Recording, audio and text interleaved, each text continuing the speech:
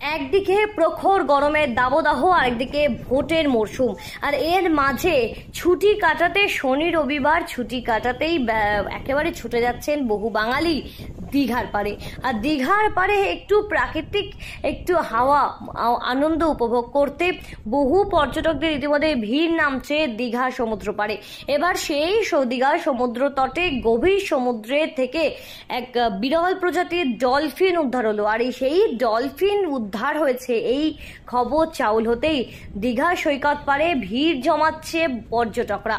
দেখতে রীতিমতো হিমশিম খাচ্ছে, একে অপরের ঘাড়ির উপর দিয়ে দেখছে পর্যটকরা।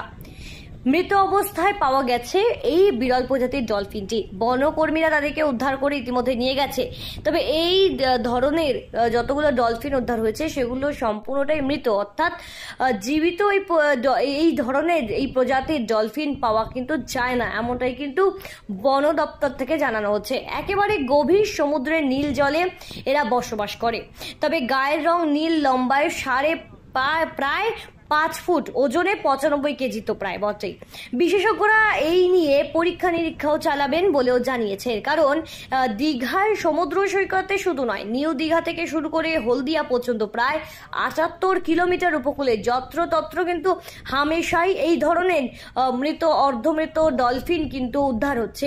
এবং এই বিরল প্রজাতির ডলফিন কিন্তু এদের সম্পর্কে, এদের প্রজাতিকে নিয়ে কিন্তু বিশেষজ্ঞরা কিন্তু গবেষণা করতে চাইছে। তাই জন্য বিগত 2 বছর ধরেই এই যে মৃত প্রায় কিংবা মৃত অবস্থাতেই যে সমস্ত এই বিরল প্রজাতির ডলফিনগুলো উদ্ধার হচ্ছে এবং দীঘা সমুদ্র থেকে, নিউ দীঘা থেকে শুরু করে হলদিয়া, এই যে প্রায় 78 কিলোমিটার উপকূলের মধ্যেই যে উদ্ধার হচ্ছে, সেটা কেন, কিভাবে ওদের মৃত্যু ঘটছে, তাদের জীবনযাত্রা, তাদের শরীরের গঠন, সম্পূর্ণ বিষয়টা কিন্তু খতিয়ে দেখছে এবার বিশেষজ্ঞরা।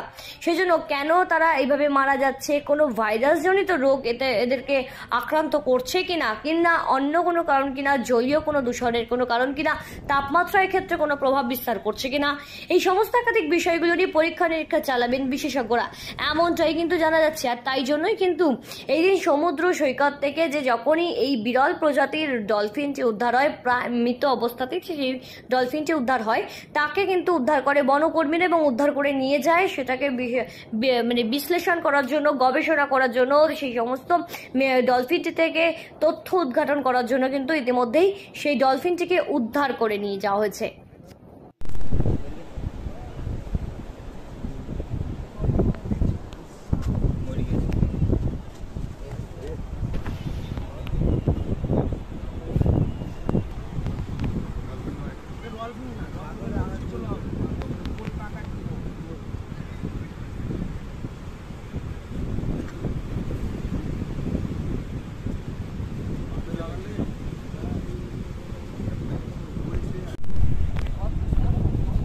চলো